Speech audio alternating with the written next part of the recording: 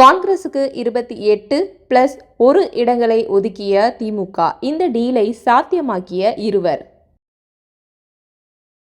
சட்டப்பேரவை தேர்தலில் திமுக கூட்டணியில் காங்கிரசுக்கு 28 தொகுதிகள், ஒரு மாநிலங்களவை உறுப்பினர் இடத்துக்கான ஒப்பந்தம் கையெழுத்தானது. தமிழக சட்டப்பேரவை தேர்தல் விரைவில் நடைபெற உள்ளது. கூட்டணி கட்சிகளுடனான தொகுதி பங்கீடு பேச்சுவார்த்தையை திமுக கடந்த பிப்ரவரி 22 தொடங்கி நடத்தி வருகிறது. இதுவரை காங்கிரஸ், மதிமுக, கம்யூனிஸ்டுகள், விசிக உட்பட தோழமை கட்சிகளுடன் பேச்சுவார்த்தை நடத்தப்பட்டுள்ளது. இதில் முஸ்லிம் லீக், மமக ஆகிய கட்சிகளுக்கு தலா 2 இடங்கள் வரை ஒதுக்கப்பட்டு ஒப்பந்தம் கையெழுத்தானது. அதேபோல் தேமுதிகவுக்கு ஒரு மாநிலங்களவை உறுப்பினர் இடத்துக்கான ஒப்பந்தம் கையெழுத்தாகியது. இதர கட்சிகளுக்கான பங்கீடு ஓரிரு நாட்களில் முடிவடையும் என்று எதிர்பார்க்கப்படுகிறது. இதற்கிடையில் காங்கிரஸ் 40 தொகுதிகள், 2 மாநிலங்களவை உறுப்பினர் கேட்டதால் தொகுதி பங்கீட்டில் இழுபறி நீடித்தது. காங்கிரஸ் மேலிட பொறுப்பாளர் கிரீஷ் சோடங்கர், கட்சியின் அகில இந்திய பொதுச் செயலாளர் கே.சி. வேணுகோபால் பேச்சுவார்த்தை நடத்தியும் தீர்வு எட்டப்படவில்லை.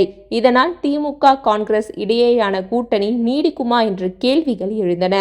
இந்த சூழலில்தான் காங்கிரஸ் மூத்த தலைவர் ப. சிதம்பரம் முதல்வர் மு.க. ஸ்டாலினை அவரது இல்லத்தில் சந்தித்து சமரச பேச்சுவார்த்தை நடத்தினார். தொடர்ந்து காங்கிரஸ் தேசிய தலைமையிடமும் அவர் பேசி சூழலை சுமூகமாக்கியதாகவும் திமுக தரப்பில் கனிமொழியும் காங்கிரஸ் தலைவர்களிடம் பேசியதாக கூறப்படுகிறது. ப. சிதம்பரம், கனிமொழி ஆகிய இருவரும் தான் சூழலை சுமூகமாக்கியதிலும் தொகுதி பங்கீட்டில் உடன்பாடு எட்டவும் முக்கிய பங்கு வகித்ததாக தெரிகிறது. இதனைத் தொடர்ந்து திமுக, காங்கிரஸ் இடையே நீண்ட நாட்களாக நீடித்து வந்த தொகுதி பங்கீடு பிரச்சினை முடிவுக்கு வந்தது. அதன்படி திமுக வழங்கிய 28 சட்டப்பேரவை தொகுதிகள் மற்றும் ஒரு மாநிலங்களவை உறுப்பினர் இடத்தை காங்கிரஸ் ஏற்றுக்கொண்டது. இதற்கான ஒப்பந்தத்தில் முதல்வர் மு.க. ஸ்டாலின், செல்வ பெருந்தகை கையெழுத்திட்டனர். கடந்த சட்டப்பேரவை தேர்தலில் திமுகவுடன் கூட்டணி அமைத்த காங்கிரஸ் 25 இடங்களில் போட்டியிட்டு 18 இடங்களில் வெற்றி பெற்றது குறிப்பிடத்தக்கது.